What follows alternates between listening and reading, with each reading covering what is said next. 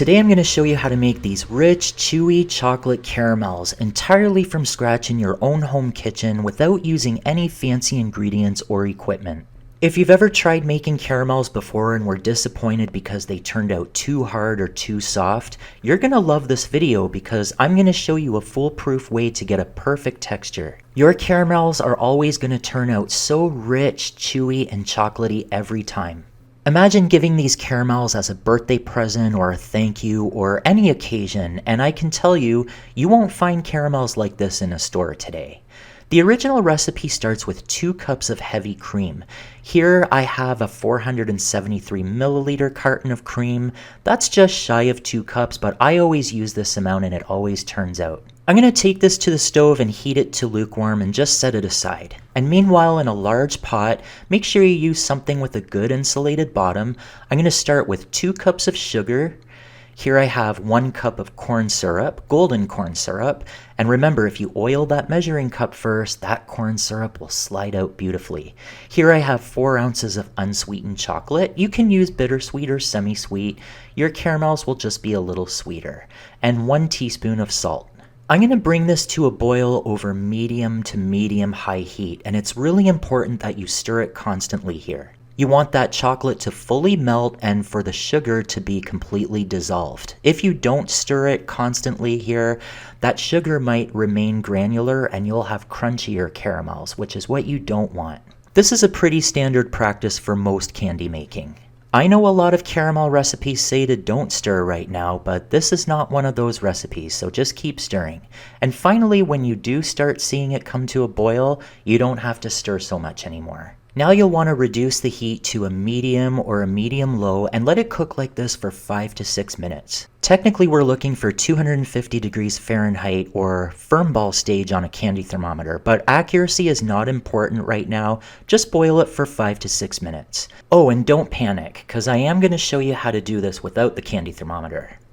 Now here I have my warmed cream. This is just a little warmer than lukewarm, and now I'm going to slowly start adding this, about 1/3 at a time.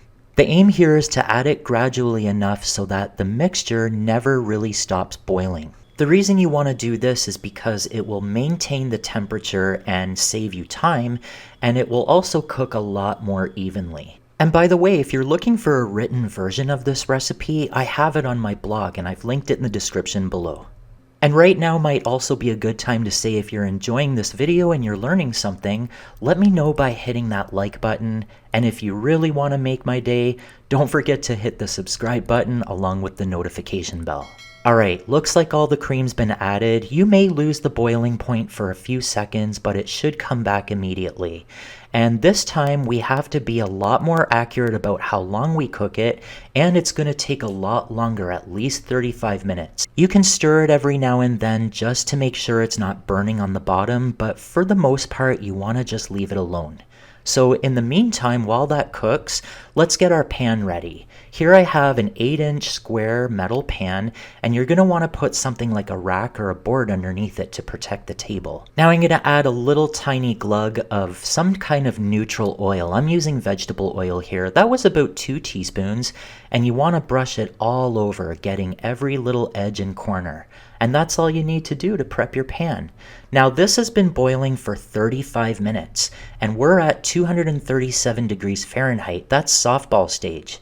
If you don't have a candy thermometer, just drop a little bit of the mixture into some very cold water, and you're going to notice it'll form a ball on the bottom. And you can see here that this is literally a soft ball. Perfect if we were making fudge, but not caramels. So we have to cook it for about 10 more minutes. Keep checking with the thermometer or with the cold water test. And after 10 more minutes of cooking, we're already at firm ball stage. 248 degrees is perfect, but this is how the ball looks. It's kind of firm and even has a chewy exterior. Now it's time to add 1/2 cup of butter, and I've cut this into little cubes. And just like the cream, you want to add the pieces of butter gradually so that the mixture never stops boiling. The butter was neither cold nor warm, it's just room temperature. You want it to stay firm enough so you can cut it into pieces. And once you've added all the butter in, you have to cook it to firm ball stage one last time. And that took a total of 8 minutes here. Just check every few minutes using your thermometer if you have one, or do the cold water test. And as you can see here, it looks like it came back to firmball stage. So now you can shut off the heat and now add 1¼ teaspoons of vanilla. It's safe to say now that your chocolate caramels are basically done. Stir that vanilla in really well. It takes a lot of stirring to make things incorporate into this mixture, but it'll happen eventually. Now you can take this mixture and pour it into your prepared pan. And now we have to let it set up for a few hours, and that depends greatly on the temperature of your house. So I'm just gonna let this sit, and this is what it's going to look like much later after it sets up. So you'll want to take a knife and run it along the sides to loosen it, and your caramel should come out perfectly. There's enough cream and butter in this mixture that it doesn't really stick to anything terribly, and we oiled the pan, so it should be good. And now you can cut it into however many squares you want. I always go for 64. And I think you can see here, just by the way this slab of caramel is cutting, that we've cooked it to the perfect temperature. These chocolate caramels turned out chewy, rich, and perfect. They're not too hard, they're not too soft, and biting into one of these is just pure chocolatey caramel bliss. See for yourself. You'd be really hard pressed to find a caramel this good in any candy shop or let alone a grocery store.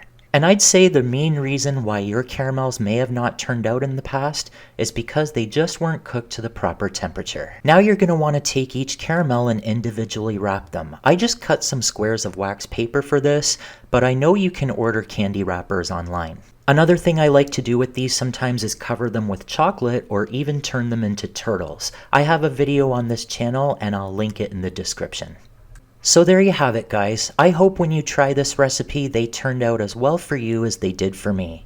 I've given you all the secrets. Now go make these and enjoy, or you might want to check out these vanilla caramels.